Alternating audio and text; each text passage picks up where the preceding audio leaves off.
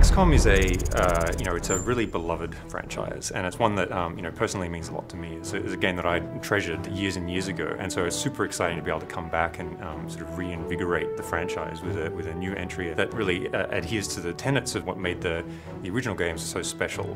Our telling of XCOM is an origin story. It's about experiencing the origins of this organization from a really zoomed in and boots on the ground perspective. We really wanted to make you feel like what it was like to be one of the squaddies in the original game, and not the all-knowing top-down commander. Past games were all about a global UFO defense agency, a kind of task force made of the best from across the whole world who were supposed to repel an alien invasion.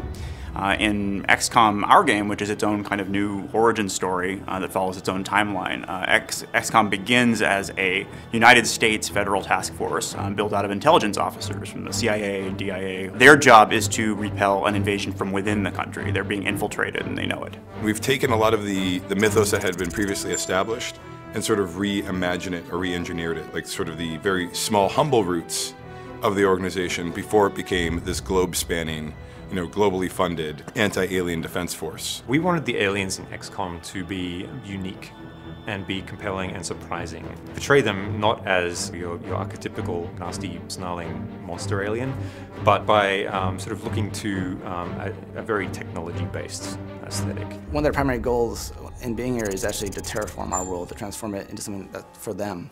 At first, you see small little signs, like small little bits of cancer sort of starting to grow and form and grow in our world. And it seems very kind of jagged and sort of very disruptive, but that's because it's youthful, and our world are very much like oil and water, or like kind of like matter and antimatter. They kind of fight each other, but eventually what you see throughout the game is eventually their world kind of wins and starts to grow and become more this cubic, perfect kind of pristine version of their own home world. But a lot of the places that you're going to go are kind of half and half. They're what was a pristine and vibrant American community, which has now been, or is in the process of being actively terraformed by alien technology. The XCOM of our game is a kind of unconventional organization by the standards of the time. It has an idiosyncratic thinker that put it together, and is specifically looking for people who are compensating for some kind of disadvantage. So you'll find a lot of the core cast are not necessarily what people think of as an invincible G-man. They have a different background, or they come from a politically more sensitive sort of demographic. And over the course of the game, you get to know why that was, why the character who put it together thinks that that's necessary. The base is really the hub of XCOM as an organization.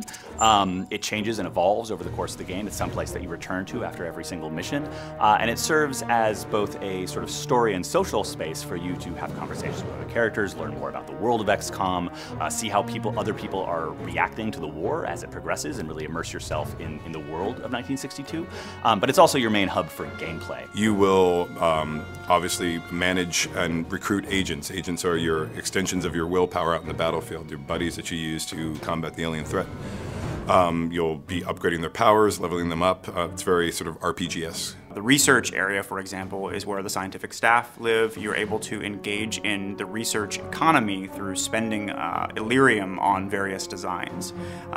Most of them are based on captured alien technology, and so Dr. Weir helps you understand what the sort of strengths and weaknesses of each of those tools are, and you get to be the one who decides which ones you want to take. Or the map room run by Angela, where you can survey all of the different emergencies that are currently taking place in the US where XCOM might be dispatched. When you go and use the map, it'll be populated with a variety of opportunities, which are the missions that you can go on. Imagine it like an RPG world map, where quests, come and go. There's primary quests and secondary quests. There are backbone missions that drive the plot forward, and there are dozens of other kind of strategic opportunities that pop up. And if you take one, you may lose the other. The country itself will start to change over. You'll see where the outsiders have encroached across the map of America, where you've lost territory, where it's been fighting back. So it has a very sort of dynamic feel of the ebb and flow of the front lines. The primary impact of choosing one mission over another is economical, meaning it affects the core player growth curve. You can decide to invest in this piece of research and not that, or this agent power and this agent upgrade, and let another one atrophy. As a result, individual players can kind of customize the sort of array of options they've got in the field based on those choices, the choices inside the base. There's also like little mini quests in the base. There's sort of like side quests that go on, so you'll interact with the different characters, learn more about their stories. The central characters of the game, you can go and talk to them, and you'll have dialogue options, and you'll be able to basically mine out as much of the story as you want by engaging in these conversations. XCOM is a story about some real people, some people with flaws and conflicts, and they're thrown into this situation against essentially overwhelming enemy that it's difficult to tell if they can even be defeated. And only by assembling the brightest minds, the smartest people that the world has to offer, are you even going to have a hope of defeating this enemy.